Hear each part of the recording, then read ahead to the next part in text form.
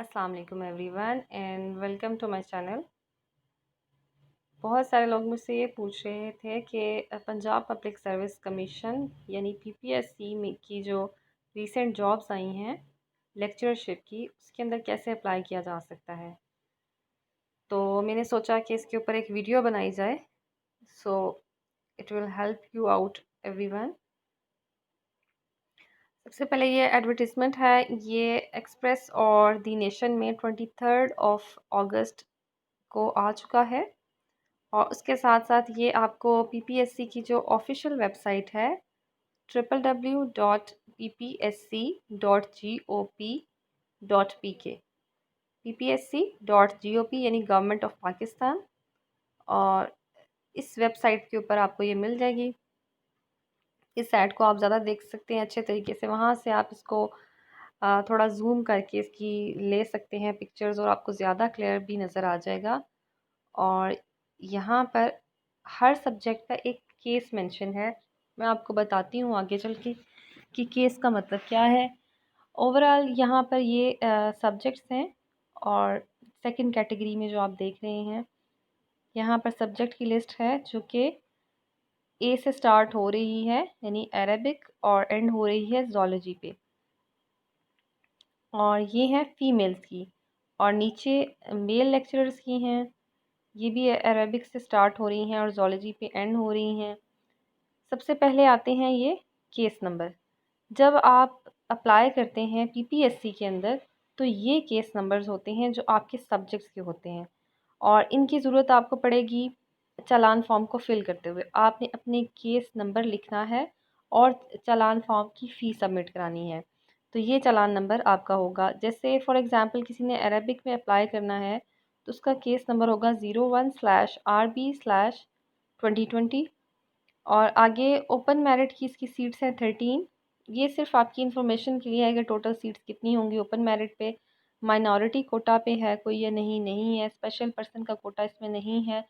और total post Arabic की 13 है, और 47 बायोलॉजी की हैं, बॉटनी की 15 हैं, केमिस्ट्री की 92, कॉमर्स की 15, computer science 56, 65 economics, English 184, education 74। English की और उर्दू कंपलसरी सब्जेक्ट्स वगैरह की ज़्यादा होती हैं मोस्टली।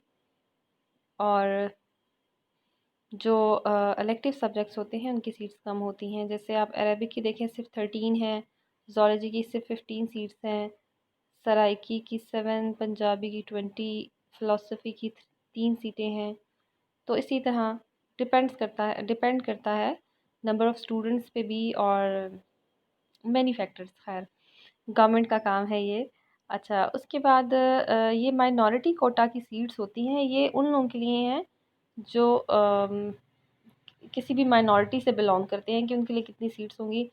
माइनॉरिटी कोटा में मुझे सिर्फ मैथ्स की 4 नज़र आ रही हैं, इंग्लिश की 10 हैं, एजुकेशन की 4 हैं, इकनॉमिक्स की 3 हैं, कंप्यूटर साइंस की 3 हैं, साइकोलॉजी की 3 हैं, पॉलिटिकल साइंस की 2 हैं, फिज़िक्स की 4 हैं। यानी माइनॉरिटी कोटा में आई थिंक ये लैंग्वेजेस के अलावा माइनॉरिटी कोटा में और ज़ूलॉजी के अलावा काफ़ी सारी हैं सीट्स। और जो स्पेशल पर्सन कोटा है, इसके ऊपर वो लोग अप्लाई कर सकते हैं जो किसी न किसी डिसेबिलिटी का, स्पेशलिटी का शिकार होते हैं।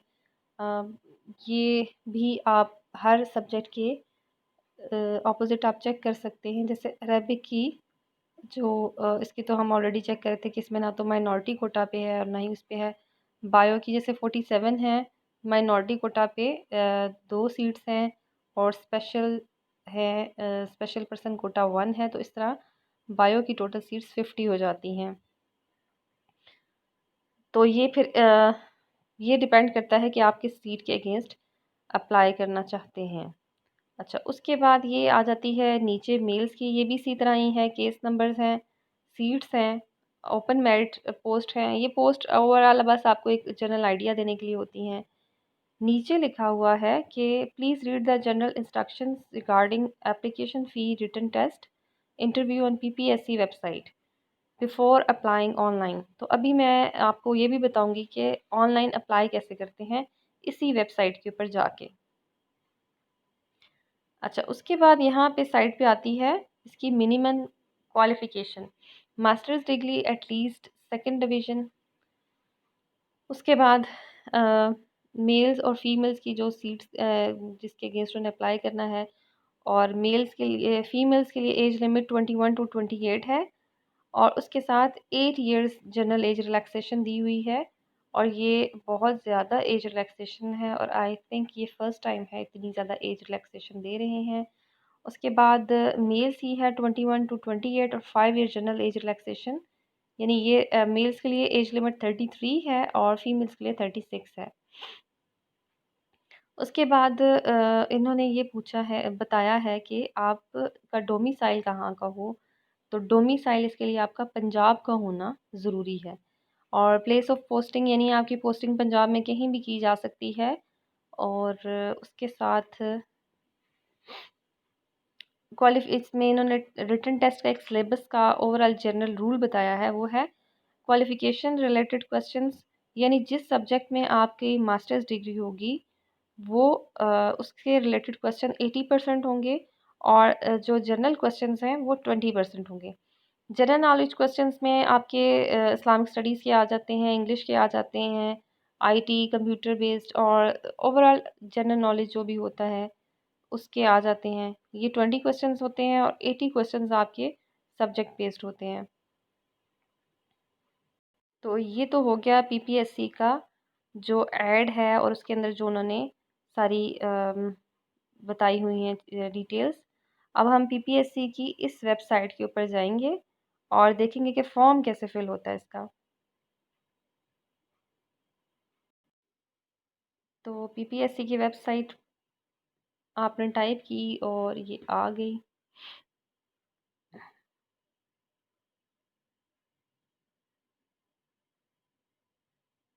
जी, अब यहाँ पे आगे आप वेबसाइट आपने ओपन की, और उसके साथ ये ऊपर रिज़ल्ट्स आ रहे होते हैं। जब आप लोग टेस्ट दे देंगे तो ये रिटन टेस्ट के रिज़ल्ट्स आते हैं यहाँ पे, वो आप यहाँ से क्लिक करके चेक कर सकते हैं। ये साथ साथ आते रहते हैं रिज़ल्ट्स, आपको डेली वेबसाइट को चेक करना होता है फिर टेस्ट देने के बाद। अच्छा, अब हम नीचे आए हैं वेबसाइट पे, तो ये नीचे आता है अप्लाई ऑनलाइन। ठीक है, उसके बाद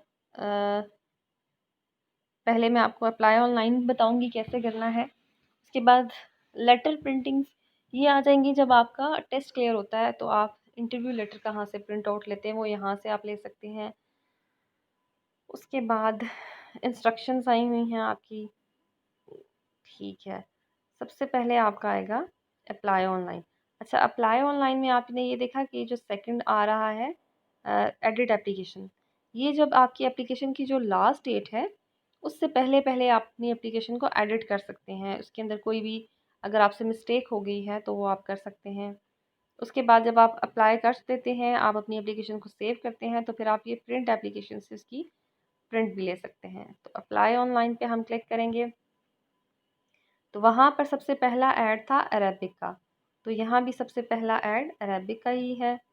तो लेट्स सपोज कि अगर आपने अरेबिक में अप्लाई करना है तो आप इसी को क्लिक करेंगे। ठीक है। हम्म। अच्छा, ये इन्होंने जनरल रूल्स दिए हुए हैं। ये रूल्स ये बता रहे हैं कि आप किसी भी एक सीट के अगेंस्ट जब या सब्जेक्ट के अगेंस्ट अप्लाई करते हैं तो आपके पास मैक्सिमम 3 चांसेस होते हैं, उसके बाद आप अप्लाई नहीं कर सकते।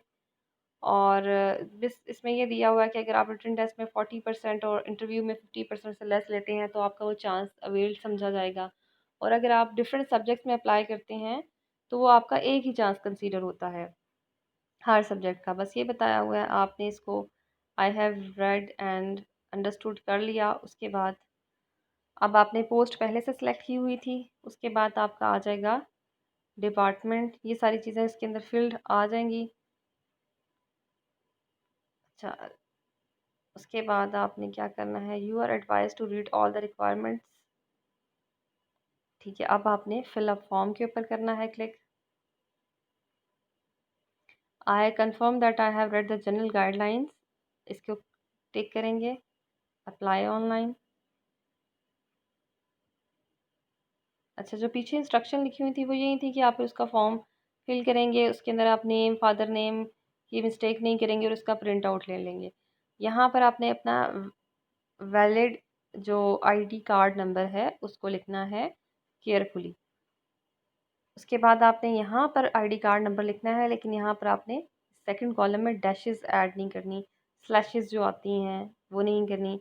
ईमेल एड्रेस वो जिसको आप फ्रीक्वेंटली चेक करते हैं, ऐसा कोई आपने ईमेल एड्रेस देना है। मोबाइल नंबर जो आपका अपना मोबाइल नंबर है वो आप देंगे, क्योंकि इसी के ऊपर आपको एसएमएस आता है टेस्ट का भी और इंटरव्यू का भी। अब फिर उसके बाद एप्लीकेशन फॉर्म को जब ये आप फिल कर लेंगे सारी ये चारों चीज़ें, तो फिर आप एप्लीकेशन फॉर्म को फिल कर सकते हैं।